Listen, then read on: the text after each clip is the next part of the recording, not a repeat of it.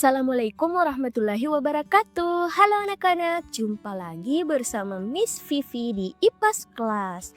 Pada video kali ini, Miss akan membahas tentang mengurangi jejak karbon. Bab 5 menjadi pahlawan lingkungan, topik B mengurangi jejak karbon, kelas 4 fase B kurikulum merdeka. Sebelum belajar, subscribe dulu channel ini agar tidak ketinggalan materi-materi dari Ibu Guru. Terima kasih. Nah, anak-anak sudah siap belajar?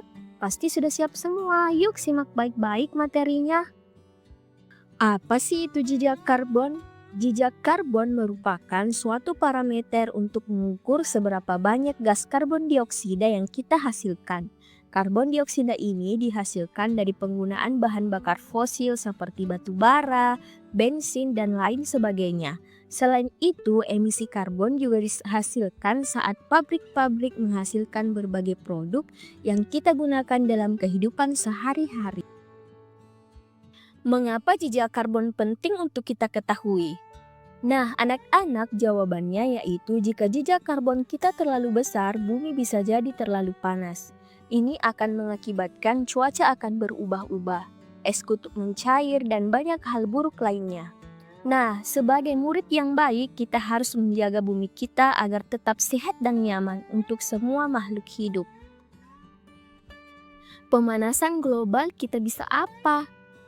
Anak-anak, tahukah kalian bahwa bumi kita lebih panas 1 derajat dibandingkan 120 tahun yang lalu? Seperti sepele ya, hanya meningkat 1 derajat Celcius, namun ternyata peningkatan suhu ini berdampak besar loh pada bumi kita. Makin lama pemanasan global bisa membuat bumi kita lebih cepat panas dan berbahaya untuk dihuni.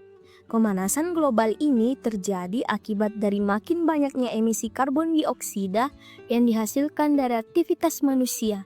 Oleh karena itu, kita harus ikut ambil peran untuk mengatasi pemanasan global. Bagaimana caranya sih?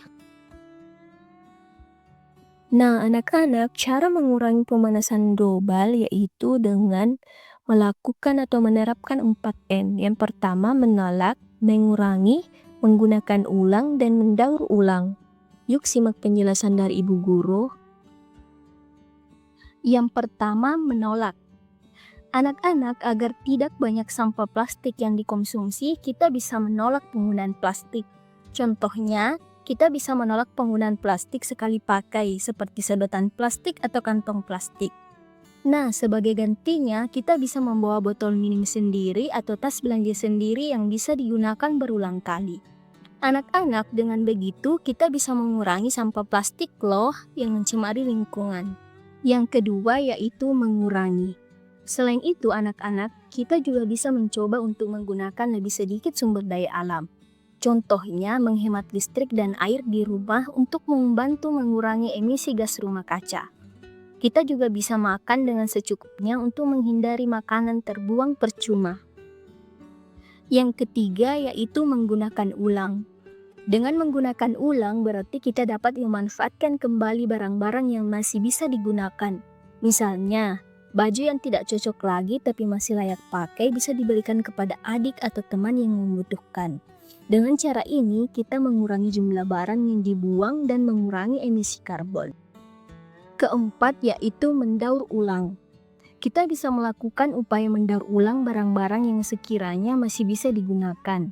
Contohnya, kita bisa mendaur ulang kertas, plastik, dan kardus menjadi barang-barang baru yang layak pakai, sehingga kita tidak perlu menggunakan lebih banyak bahan mentah yang bisa menghasilkan lebih banyak emisi karbon. Jadi pahlawan bumi dengan bijak energi. Anak-anak, ternyata emisi karbon yang dihasilkan di sekitar kita banyak loh, seperti gambar ini bisa anak-anakku lihat dan perhatikan dengan baik-baik. Dalam sebuah rumah, penggunaan pancuran air panas selama 10 menit bisa menghasilkan 2000 gram karbon dioksida. Penggunaan lampu di rumah selama 4 jam 100 watt bisa menghasilkan 172 gram karbon dioksida. Selanjutnya, penggunaan oven listrik selama 1 jam bisa menghasilkan 676 gram karbon dioksida. Penggunaan mobil pribadi selama 1 jam bisa menghasilkan 3.360 gram karbon dioksida. Selanjutnya, penggunaan ponsel pintar dalam satu hari itu bisa menghasilkan 189 gram karbon dioksida. Penggunaan televisi 50 watt bisa menghasilkan 30 gram karbon dioksida. Nah, berikutnya penggunaan laptop atau komputer. Dalam 1 jam bisa menghasilkan 100 gram karbon dioksida. Selanjutnya, penggunaan pendingin ruangan atau AC. Satu kali pakai dalam 1 jam bisa menghasilkan 100 gram karbon dioksida.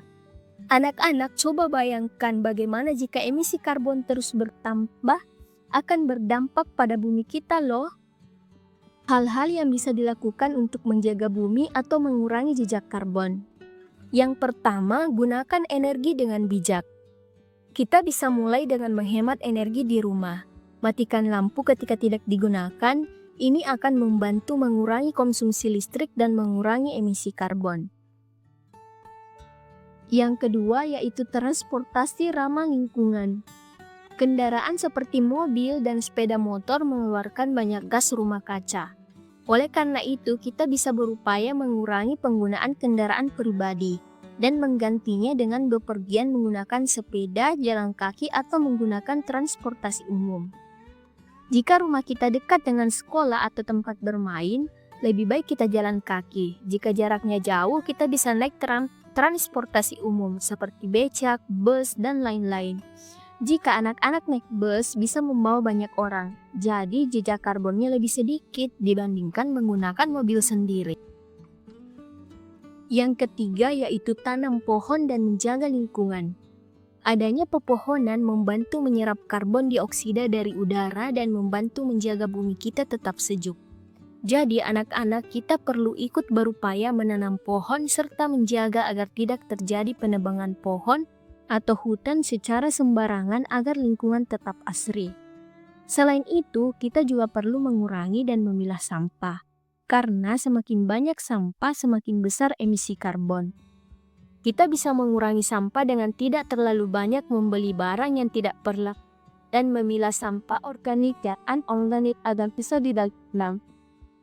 Sekian materi mengurangi jejak karbon dari Miss Vivi. Terima kasih telah nonton. Semoga materi ini dapat bermanfaat. Mari bersama-sama menjaga bumi.